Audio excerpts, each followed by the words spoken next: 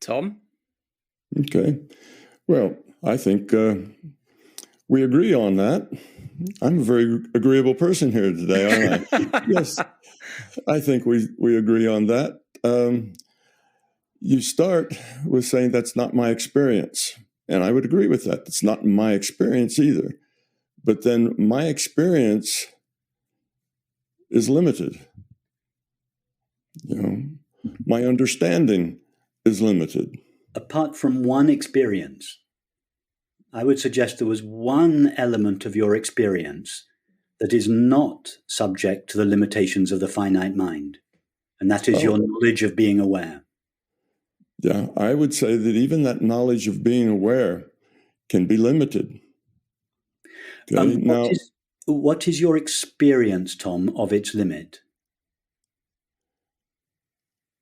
I have no experience of its limit.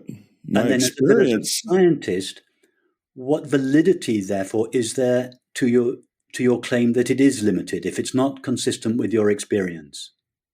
Because it also is not consistent with my experience that it is. Well, because I cannot experience a boundary, because I cannot experience a limitation, does not logically imply that there is no boundary. It's just that I cannot experience it. It's not, I can even say not that I can't experience, but it's unexperienceable. I would say that. Doesn't mean that there isn't something beyond what is experienceable for me. So I would agree with the things you said. I don't experience boundaries either. It seems to be unlimited in that sense. But can I come back to you, Tom? Can I ask you a question? Just probe a bit further.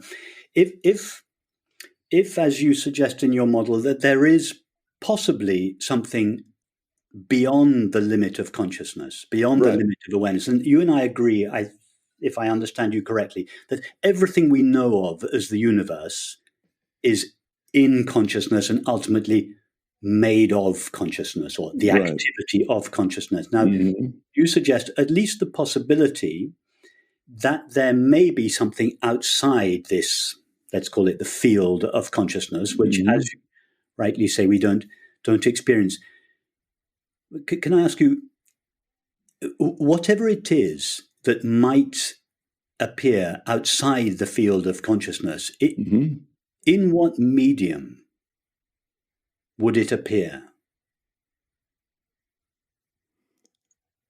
I can know nothing of it. I cannot know the medium that it would appear or anything else. In that case, what is the difference? And I'm not meaning to be adversarial. I'm wanting to understand you. What is the difference between your suggestion that there is possibly something outside consciousness that nobody has ever experienced or could ever experience, to the materialist's assumption, who basically says the same thing, except they do give a name to the stuff that supposedly exists outside consciousness, that nobody has ever experienced or could ever experience, and they call it matter. The stuff that supposedly exists outside consciousness, and then it's believed to give rise to consciousness. What is the difference between your belief, or perhaps not a belief, your openness to the possibility that there is something outside consciousness that can never be known or experienced, and a materialist's belief in the existence of matter? There's a really big difference in my model. Matter is computed. It's a virtual reality. There is no matter. Matter is an illusion, just like your elf running around in the World of Warcraft is an illusion. It doesn't exist. No, I understand that that's your point of view, but I'm referring to a materialist's view of matter, namely a substance that exists outside consciousness that gives rise to consciousness. What is the difference between that? I know that's not your view, but what is the difference between the materialist's view, the belief in something outside matter that we can never know, and your view, belief, the possibility of something outside consciousness that we can never know. Well, the major difference there is that the materialist is just fundamentally wrong in his viewpoint. Reality doesn't how work do we know that way.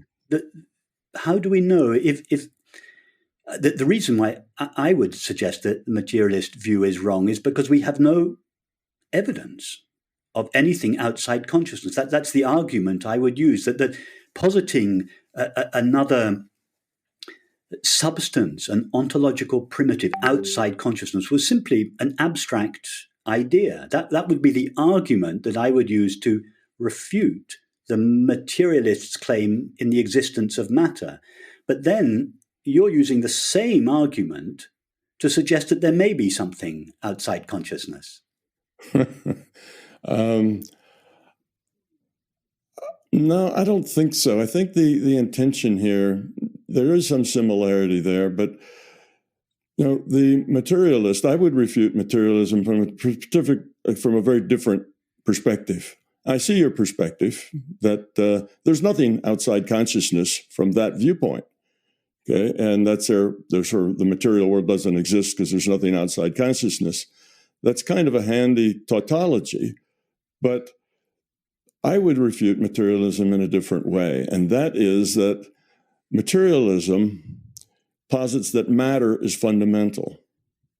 And if matter is fundamental, then determinism is, determinism is essential. If you're a materialist, you have to be a determinist, because the materialist world is built from the ground up of little tiny particles that make bigger particles that make bigger particles that make reality, and all of that's determined. And any scientist will tell you that if you knew the state of every particle, then you could predict everything that would ever happen from that point on, because you have all the rules of how these things interact and what would happen. So you have to be a determinist. If you're a determinist, that everything is already determined, then basically you're also a nihilist, because if everything's determined, then there is no evolution, there is no change, there is no growth, there is no learning, and by default, there is no point. There is no reason. I understand may I just hop in briefly? Rupert, I think you always say that experience is the ultimate test of reality. Is that correct? Yes, experience plus reasonable inference. Okay. So it seems to me that your issue with the materialist paradigm is one of there is a belief that there is something outside of consciousness, and it is the fact that it is a belief that is the truck you have with it, and therefore the truck you have with what Tom's suggesting is that he's talking about the possibility of something outside of consciousness, but that also is a belief. So am I right in saying it's just the fact that both positions are born of belief? Born of unverifiable beliefs. So, Tom, you straight away acknowledge that it's an unverifiable belief. Yes. I would, in response to the materialist, I would say, why is it necessary to posit the existence of a substance outside consciousness, namely matter, when it is perfectly possible to build a model of reality using only consciousness? And I think Tom and I agree on this. Mm-hmm. So I would suggest that the conventional idea of matter as something outside consciousness is simply redundant. We can just simply remove it. It's just not necessary. It's not a reasonable inference. By reasonable inference, I mean an inference that we need to make in order to make sense of reality. We don't need the idea of matter in order to make sense of reality. So I would agree. It's a dysfunctional belief. It's a dysfunctional belief, as I would suggest, or perhaps I'm not even suggesting it, Tom. I'm more asking, is not your idea that there is something outside consciousness? It's not a dysfunctional belief because, as you say, it doesn't have any implications for what takes place inside consciousness, which the belief in matter most certainly does. So, of course, I see there's a fundamental difference there. But given that we do not have any evidence and can never have any evidence of something outside consciousness, and that we don't need to posit the existence of such a thing, which is of course not a thing, in order to explain reality. That's one fact. Given the other fact that we don't actually have any experience of a limit to consciousness, is it not just simply additional intellectual baggage, even to consider that there may be such a thing? Okay. No, actually, it's not. It's close. You're close to having that right, but not quite. It ties.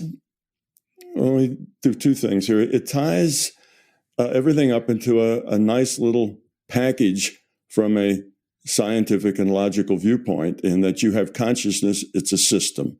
It's an information system. And it evolves by lowering its entropy, which is equivalent to becoming love. And it's not supernatural. It's natural. It's just a system. Okay. And now, if we look at that as just a system, then it's a real thing, not some. We don't have to start with something that is supernatural or something that is belief-based.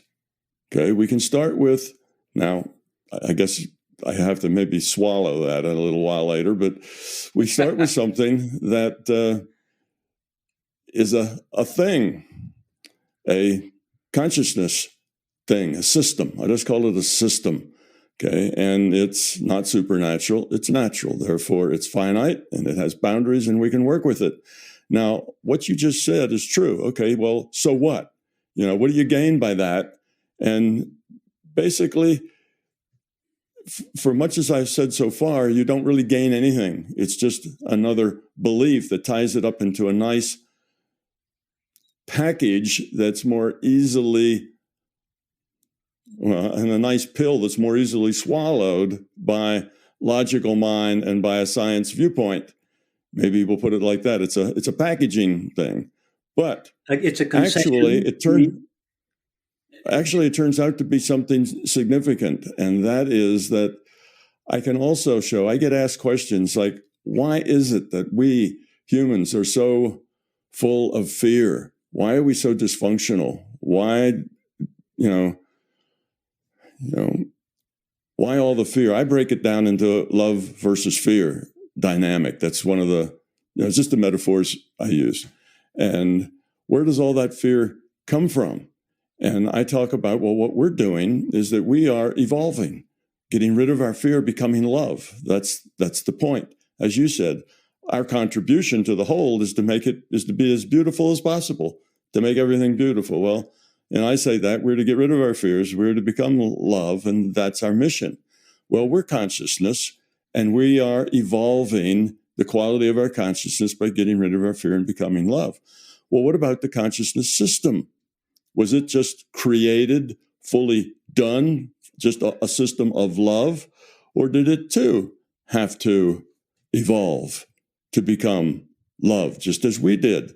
And I see that it did evolve. It wasn't always the way it is now. And there's a little bit of evidence for that that's historical. And I see it such that when the larger conscious system, in order to lower its entropy, to have more choice, in other words, more potential possibilities for itself, it created individuated units of consciousness, little subsets of itself, gave them free will, and now it could interact with something else with free will. It wasn't just one monolithic thing. So it interacts with other things with free will. Now, up until that point, the consciousness system was just one monolithic consciousness. And it was only one thing deciding and choosing. Now there were other things with free will, independent of that one thing, that could interact. Suddenly the possibilities of what you can do with that goes up tremendously. And the larger consciousness system had to learn, had to evolve to the point that it understood that the way you have to deal with those independent things is with love, is with caring and with cooperation. And immediately It said, all right, you IUOCs, line up. We're going to, become love. We're going to do these things. We're going to cooperate. We're going to work together. And all the independent little IUOCs, said something like, no way. I'm independent. I'm doing my own thing in my own way. And the system tried to be a little coercive and say, no, that's not the most efficient way. Listen to me. And of course, they didn't. And as the system tried to be a little more heavy-handed and this and that, eventually the system learned, just as we are learning, that the optimal way for us to interact with others is with love, with caring, with cooperation. And the system had to learn that. And the little bit of historical evidence out there is that if you look at old cultures, including the old Israeli culture, but all the indigenous cultures as well, the old cultures, the ones that are millennia old, you'll find that the spirit world was a force to be reckoned with. It was how does the Christian say it? It was a vengeful and jealous God. And it wanted its people to do what it said and to obey and to believe that it knew what was right, and etc. And it turns people into pillars of salt and throws down lightning bolts and does all kinds of things. It's obviously not love yet. Now, by the time we get to the New Testament, out of the Old Testament, we find that God's a God of love and of caring and of cooperation, and we're turning the other cheek and we're treating others as if we'd like to be treated and so on. But where does that history of the pushy God, the God with the big ego, who wants to be followed? I think that was the larger consciousness system having to grow up, having to become love itself, because it was no longer a monolithic thing. It had to deal with others. And in that dealing with others, it began to change its own self, what was important, how that had to work, because the system was a system of all of them, all of the free will pieces that were all part of one thing. Yes, it all is just still the one thing, but these are little independent chunks of this one thing that have their own attitudes and have their own choices. So consciousness is awareness that makes choices, and the choices have to have free will, otherwise they're not choices. So that then gives a little evidence for the angry gods of old and very ancient times, the oldest stuff we have, and the God of love now that we have. It's a system of consciousness growing up, learning, lowering its entropy. Love is a low entropy configuration. Fear is a high entropy configuration. So in a way, if you let it be a system and you let it be finite and you let it be not perfect, you can actually see how it too is evolving. It's evolving, we're evolving. We're part of its strategy of evolution.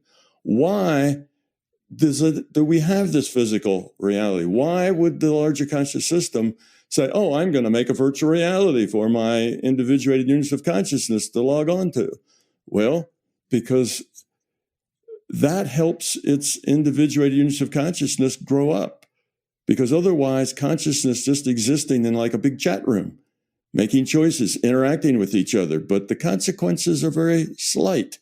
Make a virtual reality where the consequences are serious, life and death matters, and suddenly the choices are a lot richer and a lot more important. And consciousness evolves by the quality of the choices it makes, by the quality of what it chooses to do, by the quality of its intention, you see? So the fact that we are doing this, it is doing this. We are part of the system's strategy. We IUOCs now, who are in this virtual reality, having to deal with these consequences, have to make choices. Do we make the low entropy choice, the choice on the side of love, or do we make the high entropy choice on the side of fear? And as we evolve, the whole system evolves because we're a part of the system. It's not only that we are it, but it's also us. We're a part of the system. So we are, in part, the strategy that the system has for its own evolution. It has pieces of itself in this virtual reality challenged to grow up, challenged because if we don't grow up and we continue to be making our choices out of fear, our lives are unhappy. They're miserable. We have wars. We have fighting. We have all this dysfunctional stuff going on, which is the stick that encourages us to do better. Because when you do better, you have tranquility and peace and satisfaction and joy. So that's how I see it, and that's how it fits in. And if you don't think of it as a system that is, a finite, real system of consciousness, and you just start with it's done, then it's a much harder thing kind of explaining us as pieces of it and our own evolution and how we fit into it and how you end up with the idea that love is the answer. Well, love is the answer because consciousness is a social system. It's about interactions with others. That's the key thing.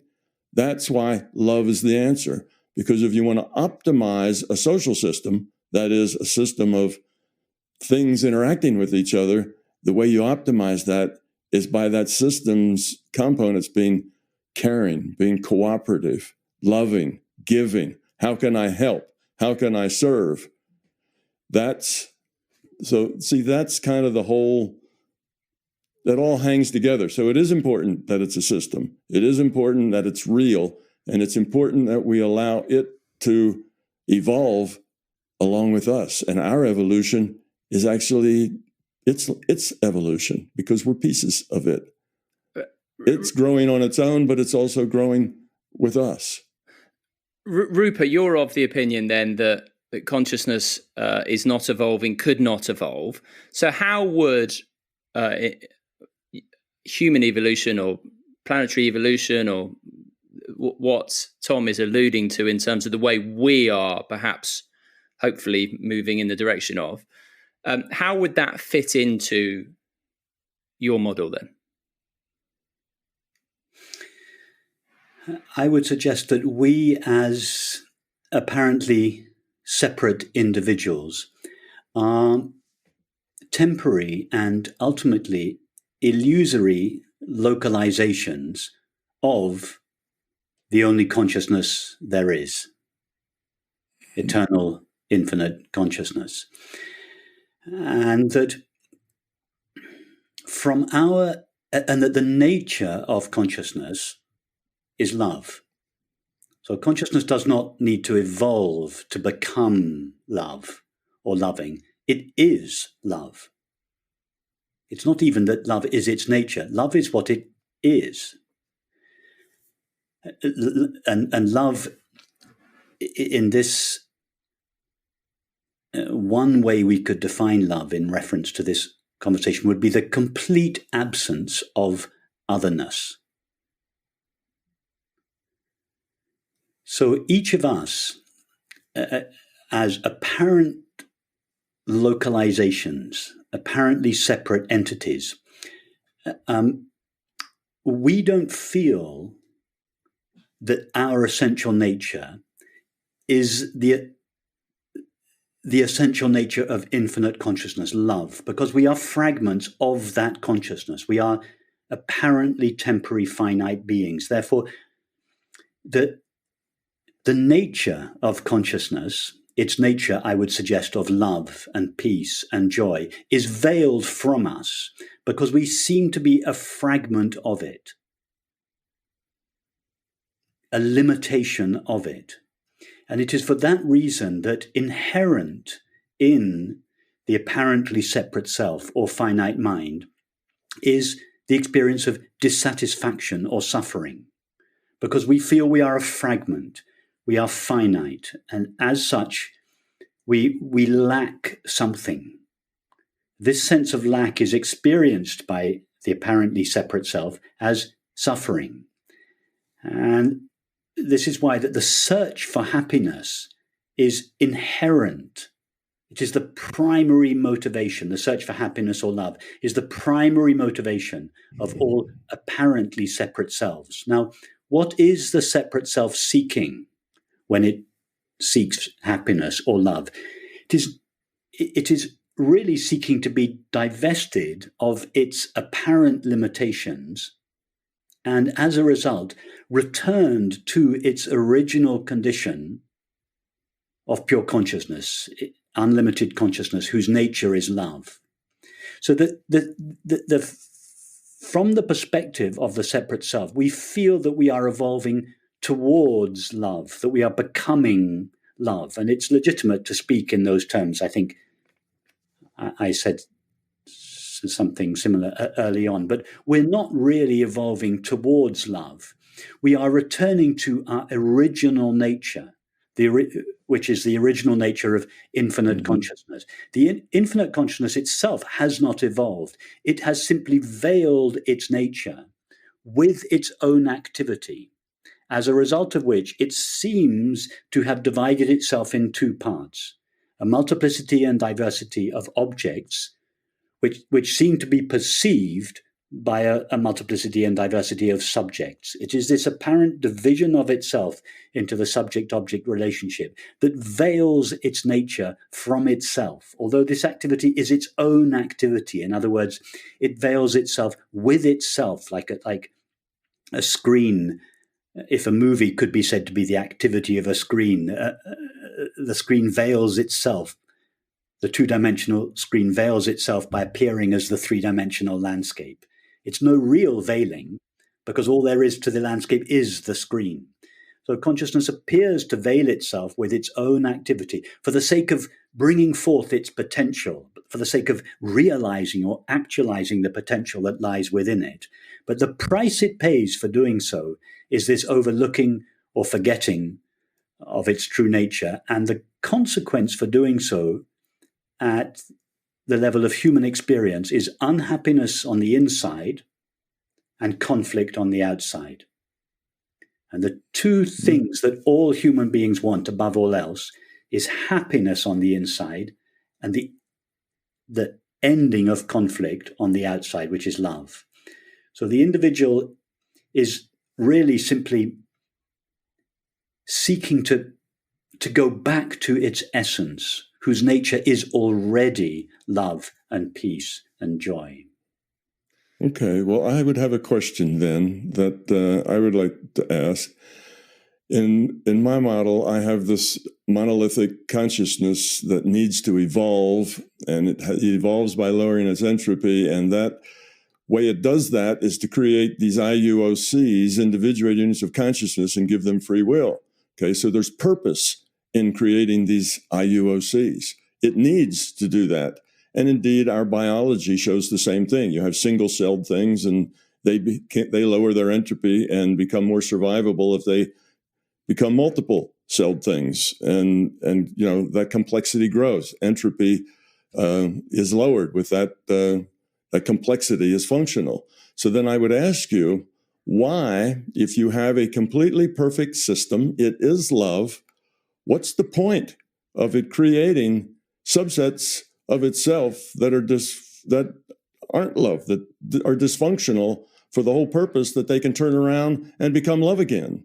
Let's take what is if you have this larger system, why does it do that? It's already perfect. It's already love. It is complete. It is full. And it says, oh, I know, I'm just going to make pieces of myself real dysfunctional so they can become functional again. Okay. That seems to not have a lot of reason why the system would need to do it. Now, I wouldn't say that a system just does it because it can.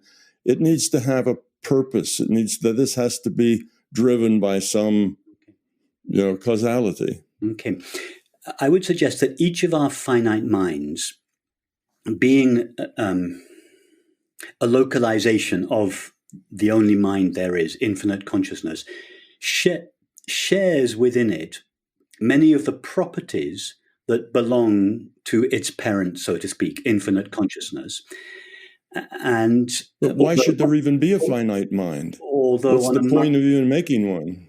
although on a much smaller scale. So the individual mind is, we could suggest, is like a microcosm of the universal mind or infinite consciousness. And therefore we can look to the patterns of behavior in our own mind to give us a clue as to the patterns of behavior of the universal mind.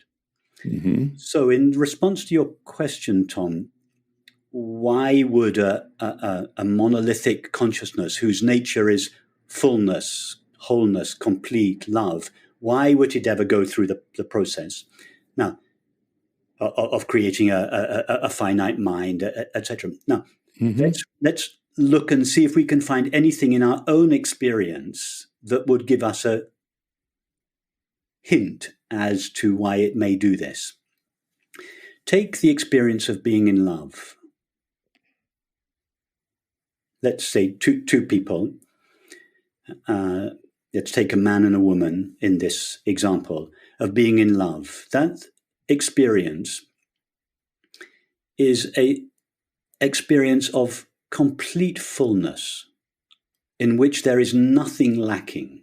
In fact, that's why we like the experience above almost all other experiences, precisely because there is nothing lacking in it. It is a state of repletion, fullness, wholeness, joy. It is perfect. Nothing need be added to it. What is the one thing that most people in love do? They have a child. Why on earth would they do that? After all, their state is a state of perfect fullness, perfect joy. And yet, out of that perfect fullness, there arises this impulse, for no reason, to somehow give birth to the experience of love in form, to make a form that is somehow the expression of the fullness of this love for absolutely no reason at all.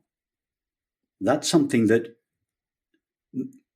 many of us, most of us, I would suggest, can relate to. Now, given my introduction to this, your question, the fact that our minds are like a microcosm of the universal mind and therefore must at least share some of its properties, its behaviors, albeit on a smaller scale, does this example I've given hint at how, or rather why, it could be that a monolithic consciousness, as you refer to it, a single consciousness which is pure love and joy in itself and needs nothing, wants nothing, and yet still, for no reason at all, this impulse arises from the depths of itself to somehow replicate itself in microcosmic form, given that it knows in doing so, the form that it gives birth to will overlook the love that is its nature and will, as a result, suffer and have to find its own way back to the love which gave it birth. Yeah. I do not find that a very convincing argument, and here's why.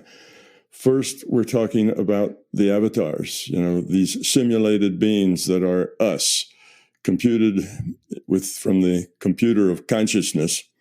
And these simulated beings who fall in love actually almost always don't really fall in love. Mostly they fall in need. And they fall in need because as avatars, they function according to the rule set. They've evolved. The whole thing has evolved according to the rule set. They have instincts. They exist because they are successful at surviving and procreating. Procreating is what they're driven to do according to the rule set. It's not a matter of this perfect union that is beautiful and wonderful and completely, self-sustaining, and they decide to bring another into the world as a kind of a gift to the world. They're driven to reproduce. Most relationships, like I say, are more need-based than love-based. And it's just something we do because of the rule set. It's part of our evolution. So I don't see that as a good explanation of why consciousness would want to do this. After all, it's taking a piece of itself, creating something else that is going to suffer. That doesn't seem to be such a good idea. It would seem that this process of suffering needs to have some other motivation, that the suffering actually is necessary for its growth, necessary to move it forward. There's some part of it that has to go through this for its own growth and evolution, not just a game it's playing in itself because it can. But I don't really see a driving logic here that makes sense. And the idea that it's similar to the people falling in love and wanting to reproduce, that is just an artifact of our rule set. I don't necessarily see that a consciousness would have that same inclination, or that's a natural inclination for a being of love to have, to want to reproduce something else that then would have to suffer to return back to what it always was to begin with. It's like kind of an unnecessary cycle. If you're already there, why do you struggle to get to become there again? Just, because you can? That was not very convincing. Okay. Gosh, there's many things I could say. Perhaps I should just say what my initial response to what you say is that I find your interpretation a very materialistic view of a human being, reducing a human being, in this case, two related human beings, to a kind of mechanism, a biological mechanism. Now, there are, of course, biological mechanisms. We are, of course, conditioned and programmed. But I would suggest that precisely because the individual is the divine, precisely because the finite mind is simply a local, temporary, and imaginary, and ultimately an illusory limitation of the only one that truly is, I would suggest that there resides deep in the heart of all human beings a memory of their eternity, a memory of their divine nature. And that I find it cynical to, if I've understood you correctly, Tom, to imply that this memory of our divine nature, if I can use that term, does not have a profound influence on our day-to-day activity and choices. I would say actually it was this memory of our divine nature that is in fact the guiding principle in our life, that all day long human beings are basically driven by desire, which comes from a sense of lack. Why do we feel a sense of lack? Because we feel finite. And yet there is this memory in us. There is something called happiness. How do we even know what to desire? If we didn't know happiness, we would not know what to desire. We know happiness because even in the depths of depression, in the deepest recesses of our being, there is the knowledge that happiness is our nature. And I would suggest all apparently finite minds or separate self are motivated for the sole purpose to return to this original condition. Mm-hmm. And I think that I feel that you, out of your model of a human being's just driven by need and conditioning, that you've cut out of your model this deeper desire that within each person to return to or to be revealed as divine consciousness or love itself. Yeah. May I, Tom, if you don't mind, I might I might just hop in here. Just I'm slightly conscious of the time, and also I just want to slightly edge things just a little forward. Okay. And how I'm going to do that is asking Rupert a quick question, actually, which is that as far as I understand, in terms of the non-dual understanding and in terms of your approach, it has been, first of all, to see through the illusory separate self and to see that that is the core of all suffering, of desire, of grasping and pushing away. As you said, Francis said, a universal yes to everything. But then the next step, and this is something I really admire about you, is it's about, okay, now I'm going to turn around and I'm going to live from that place. I'm going to embody as best I can the traits and the characteristics of that, which are to be kind, to be cooperative, to understand that the people around me, that old saying, love thy neighbor like thyself, hard to do unless, of course, you understand that they are you. And you, in my experience, very much so, you very much embody this. And you talked about this earlier as well, Tom, it's about being kind. It's not acting kind, it's being kind.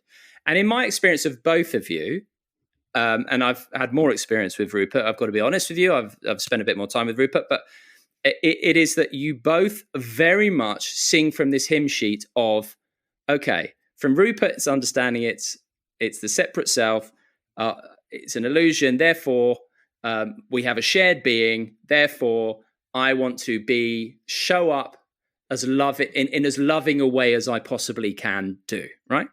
Tom, your view is, there's slight changes, as we've established over the last 20 minutes or so, but yours is very much the same, is it not? It's to act and be that loving person and move in that direction. So actually, the aims, if you like, of your behavior, if that's the thing, are actually pointed in exactly the same direction, are they not, Tom? Mm-hmm. And matter of fact, I would take it even further. I would say that everything that really matters, everything that's really significant and important about what we say is the same. And that the things where we differ are kind of the structures of our models of how we get there. Yeah. And all of that is really not very important. So the footnotes, the footnotes are a little different. I totally agree with you, Tom. So we come from different models of reality.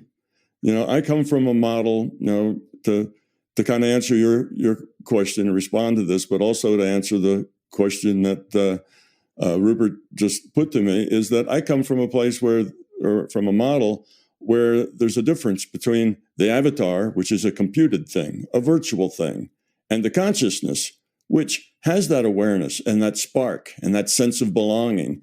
It's not that, that it's a kind of a materialist reduction of the human is just a piece of meat.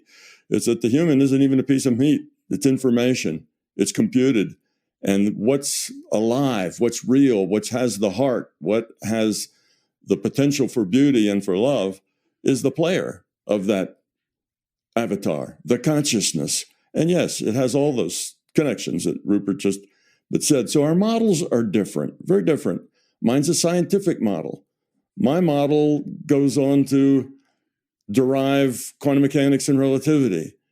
It's got the consciousness system is a system. It's a thing. It's finite. It's imperfect. It's evolving. And I tie that into a model that makes logical sense to me and to some people. Okay, now Rupert has a model that doesn't have those sorts of things, but those things aren't necessary. You see, that's just, you remember I started with there's 1,000 paths to the truth, there's only one truth. Well, these are just two different paths, two different models, two different ways of looking at it. And you have to have multiple paths. If there was just one path to the truth, that wouldn't work very well because people come in all sizes and shapes and inclinations. And some ways suit some people better than other ways. There's a whole bunch of people that if you don't give them a logical on-ramp, they can't get to the highway. They can't ever get there. And there's others that, the path that Rupert has taken, that is the only path that they could take. The one that is more mechanistic or scientific or chopped up into, logical pieces is unacceptable. So you have to have different paths that appeal to different people. And Rupert's path and my path are just two of hundreds or maybe thousands of different ways to get to the one truth. And may they all persist and may they all flourish because they're all necessary. So yes, I see that there's structural differences, but I would say that the structural differences are trivial compared to the comparisons. And we're both saying the same thing. We both end up in the same place. Our systems take us to the same goal. So yeah, I find that the differences, though we could spend hours debating the differences, that would probably be hours not really of a whole lot of value. Yeah. It's not that important. What's important is, you're right, is the being. It's who you are. What and who and why are you? That's the key. What you believe, what you think, the structure you use, who cares? That's just not that significant. Where does it take you? How does it help you get to that place of love? Well, that's significant. And Rupert's method is an old method. It goes back millennia. Mine is kind of a brand new thing, looking at it in terms of very current, metaphors of computers and virtual machines and things like that. So it speaks to a different audience in a different way, who processes information differently. So I'd say may both ways continue and flourish, that people will find their way to the truth. Rupert, I don't know if you've got something to say, but I was just thinking, there are, so again, acting as the layman, the Joe Public, the three sort of key tenets in many ways seem to be, obviously consciousness is fundamental, that embodying that, being as loving, showing up as that in the world, showing up as the traits exhibited, as you talk about, Rupert, but by the consciousness itself. So being as loving as possible. But, and I'm not very enunciating myself very clearly here, but what I'm trying to say really is that, Tom, you talk about that we are going towards a place where eventually it is inevitable that entropy will be so low. We will become a more loving, a more kind species, planet, beings, etc.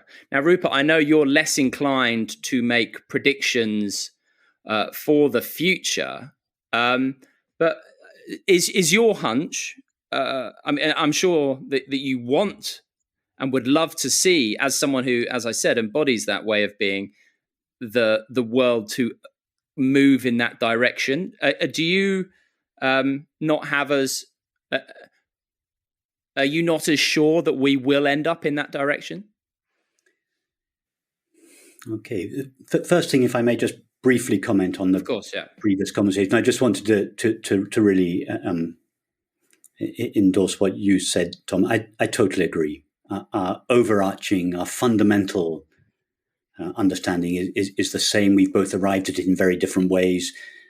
Some of the details of the way we express ourselves are very different, but the implications, both the starting point and the end point of our paths, of our understanding is exactly the same, and the details in between are not that important, as long as they take us from the starting point to the end point. So I want to say I totally agree with that, and I'm glad we didn't spend, because conversations can sometimes get lost in discussing the footnotes. So now on to your question, Simon.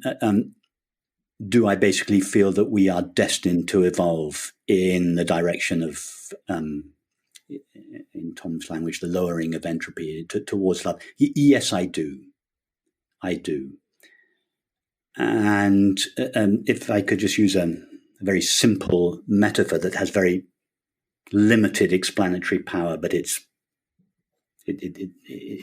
illustrates this. If you take a rubber ball, which in its natural condition is in a state of equilibrium, it is neither trying to expand nor contract.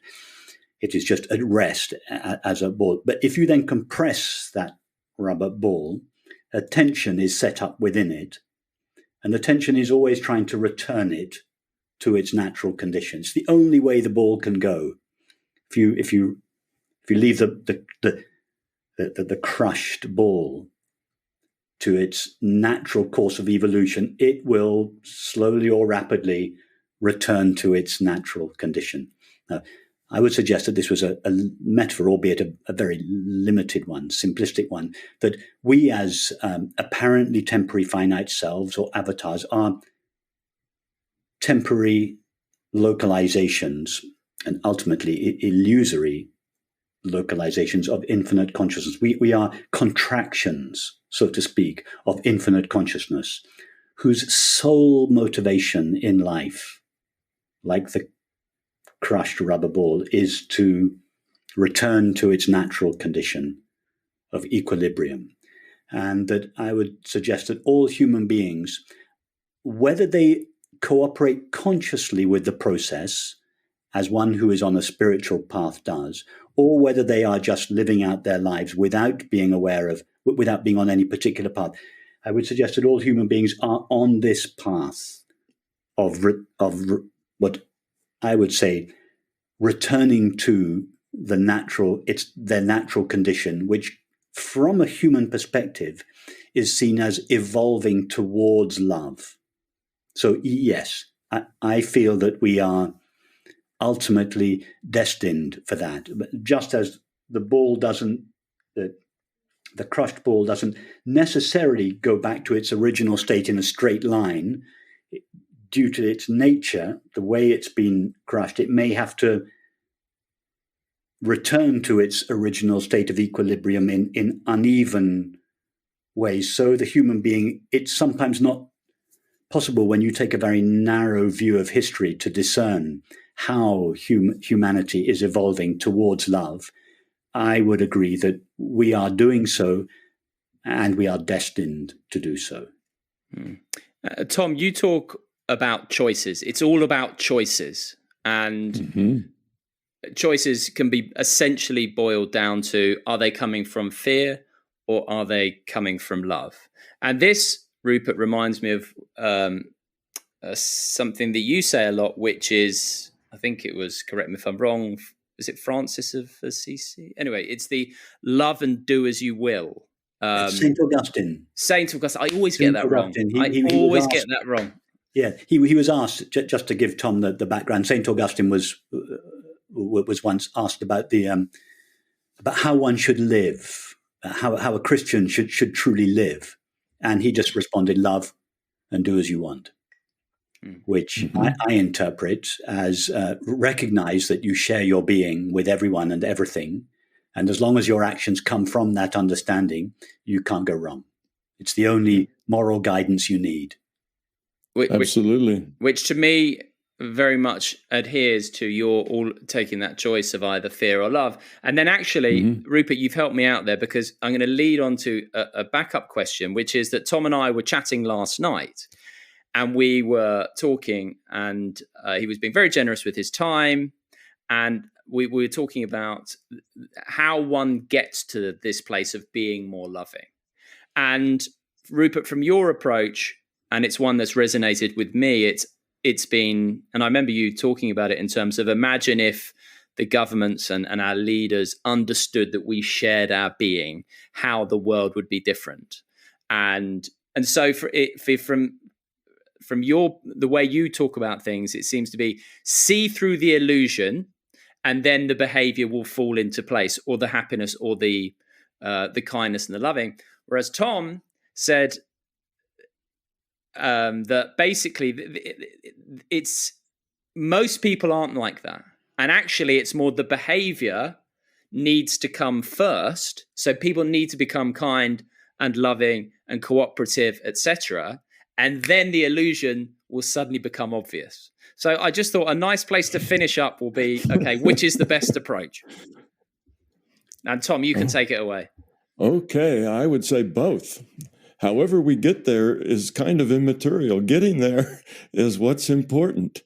As far as this kind of knowledge, this kind of understanding that love is the answer, I think it is probably not going to evolve primarily from the theory to the action, as it will evolve from people realizing that being fearful is dysfunctional. They'll look at their reality and say, look at this place we live in. You know, all the strife, all the greed, all the warring, all this. There's something wrong with this. We need to do better. We need to care about each other. We need to cooperate. And they will see that not as the result of a theory that leads them to that, but just as a practical result of life, that if you care about others, then your life, their life, everybody's life will be better off. And it's a matter of the carrot and the stick. You know, if you want to train a donkey, you need carrots and sticks. You know, and the carrot, of course, is the fact that if you are kind, really kind, not just acting kind, but if you are kind and you do care, then your life will be positive. You'll live in joy, and your relationships will be good. And if you're very fearful, you will live in stress. And your relationships will always be challenging and won't be very good. So just through trial and error, people just being aware of what works and won't, I think that is probably going to nudge people to realize that, no, we do need to care about each other. This does need to be one human family.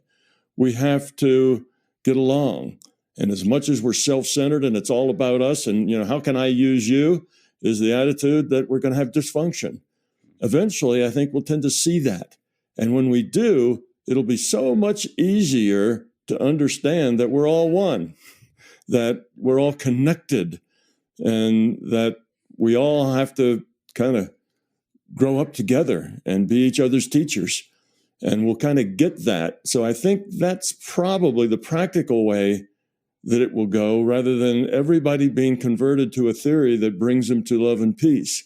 I think that is unlikely to happen that way, which is why we have had these, let me call them bubbles of enlightenment in all nations, all cultures over all time, but they've always been in the margins. So 2,500 years ago, we had the Buddha that said this reality, you know, is an illusion and that love is the answer. And that made a difference. There were a lot of, you know, people who followed him and they learned. But it never got into the mainstream, and it's bubbled up in the margins. And we all are just waiting for the day when the margins grow up and become so big that they overwhelm and become the mainstream. But that has never taken place. And I suspect it's more likely that the mainstream is going to get slowly kinder and gentler to where it becomes open to the Buddha's message or Christ's message, or, you know, I mean, we can go through all the religions. I don't need to single one out here. That they eventually will get to the point that they have grown up enough to get it, to see it, and to be it. Because if they just learn about it intellectually, there's lots of people who call themselves Buddhists or Christians or whatever, and they have read about it. Intellectually, they know what is right, but they have never owned it. They've never become it. They may act kinder. They may act more caring because they think they should. That's what their intellect says. That is the right way to be, but they're not it yet. And there's a big step between being kind and acting kind. And until people are ready to get that and make that transition into living it, just, explaining it to them and preaching doesn't help. They have to grow up to the point where they're ready to change who they are at a fundamental level. And I think this getting ready is where the action is now. And when people get ready, the philosophy will be there. One of these 10,000 paths to the truth will be there to pick them up and give them a structure beneath which they can place their newfound understanding. And suddenly it'll allow them to move more quickly. So I think that the key thing that has to happen first is we have to get enough people who are ready. And I think we're accelerating toward that goal. I'm an optimist. I think we're getting there faster and faster. And that's because the world has shrunk. Yeah. The world isn't quite yet the size of a family, but it's getting there. Yeah. Rupert, how about you in terms of how do we get there quick? Again, I agree that our feelings on the inside affect our behavior on the outside, and our behavior on the outside informs our feelings on the inside. So it's a loop. The arrow goes in both directions. It doesn't just go from understanding to behavior. If we not just understand, but feel that we share our being with everyone, this has inevitable implications for the way we treat other people and animals and things. But if we act with kindness and tolerance, openness, consideration, compassion, etc., towards people and animals, without having any philosophical underpinning of that behavior, simply because we just behave in this way because we are inspired to do so. It seems the right way to behave. The feedback we get from behaving in this way begins to make it clear to us in an experiential way that ultimately we are one with the other. That understanding in turn informs the way we behave. Our behavior gives us experiential feedback that deepens our understanding. And in practice, it's never you start with one and you end with the other. The arrow doesn't go from one to the other in either direction. It's a cyclical cycle.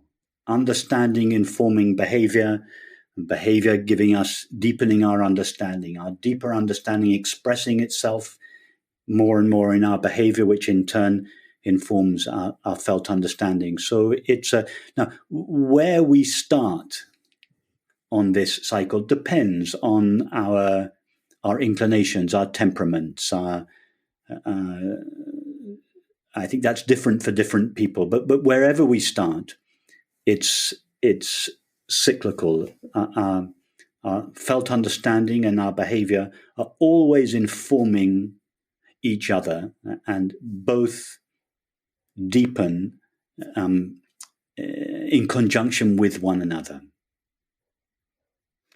Wonderful. Well, listen, I'm a couple of years younger than both of you, and like you, Tom, bit of an optimist. So I'm perhaps naively thinking this is going to burst into the mainstream and everyone's going to become much nicer, much quicker, thanks to conversations like these. I think it's a real privilege for me. I have to say, I mentioned at the start about Roger Federer, Rafa Nadal. Rupert, you know what a tennis fan I am, but I do indeed, yes. But to be here and to hear two people who do walk the talk, who very much live and embody what you talk about is a privilege. I mean, I know you both like a metaphor. It would be like sitting courtside in the front row, just to the side of the net for, one of the great Federer-Nadal finals. So I want to say a big thank you to you both. And I'm sure that lots of people listening will be as excited and thrilled and enjoy it as much as I did, because you both have so much to offer the world. And I think your message is so profound and important. So I just want to say thank you for allowing me to compare. It's been an absolute joy, and I think it's been a wonderful conversation. Third and fourth sets particularly enthralling, but yes. Simon, can I just add very briefly? First of all, I'd like to thank you for your very discreet and timely interventions and guidance, very, very sensitively. That you did. It was beautiful. Thank you for joining us. Because Tom and I, in some ways, we're absolutely one with each other in our understanding, but we also come from different ends of a spectrum, and you've helped us to weave a piece of cloth with our two strands. I also want Tom, Simon, we know each other somewhat, but Tom, I wanted also to say that it was very, very nice to meet you. Thank you for joining me in this conversation, and I particularly enjoyed it. I spend, as I dare say you may, I spend quite a lot of time, I think inevitably probably, speaking to people that share at least a large degree my point of view.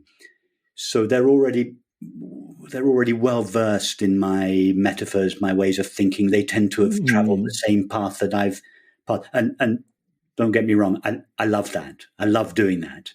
But I also love, and this doesn't happen so often, to have a conversation with someone whose heart is obviously in exactly the same place as mine, whose mind has the same broad overview, but differs in the details. And it's like, to borrow your analogy, Simon, it's like playing tennis with someone whose game one is not quite so familiar with. So there are some surprises, and I have to, it demands a little bit more of me in some ways. And I've very much enjoyed that. Thank you. You're very welcome. And I would also like to thank Mario, who at least was the person that pulled me into this. And Mario is a fan of yours, Rupert, and he's a fan of mine. Actually, he is the one that translated my books into Portuguese, Brazilian Portuguese. And he said, Tom, you've got to meet this guy, Rupert, and it would be just awesome if the two of you would talk to each other. Well, thank you, said, Mario. Good. Yeah, and I'd say, well, I'd like to meet some of the people that are, on the path that, and I'd say the same path that I'm on, a different path, but basically the same path. Yeah. That's good, because when Rupert and I share things and we have this discussion, what we do is we help open a lot more minds. We let people see that it's not, this is the right way, that's the wrong way. Yes. We let people see bigger pictures. Yes. And Tom, we also, apologize for interrupting, but we also, and I can only speak for myself, we open each other's minds. We open our own minds to new metaphors, new pathways. And I think that's what's so, in a way, it's a silver lining possibly to the pandemic situation, in that these kinds of conversations that we're now very familiar with online have become the new norm. I'm not sure that we would be doing this, Tom and Simon, if we had both had our busy traveling schedules. It's precisely because, I can say for myself, I've been sitting here at home for 18 months, that this possibility of dialogue with you, I suspect, Tom, yours and my paths perhaps would never have crossed. So it's a beautiful consequence of what is otherwise a very challenging situation. The fact that these dialogues, they're happening more and more. I'm certainly having them with people more and more, and people who are different, have traveled a different path than the way I have traveled as you have. And I feel that this new phenomenon is itself part of the emergence of this understanding into the broader community. And I think it's a beautiful thing that we're able to do this. And so again, thank you, both of you. Yeah, I agree with that completely. There's always more power in cooperation than there is in not cooperating. And there's always more information, more value, and more significance when you take different points of view. Yes. And look at them and talk about them and compare them. When that's done, it's good for everyone. And I also agree that we get so wrapped up in our own little process and our own people, and where we're going and what we're doing, that we tend to become insulated. We tend to live in a bubble that is our world.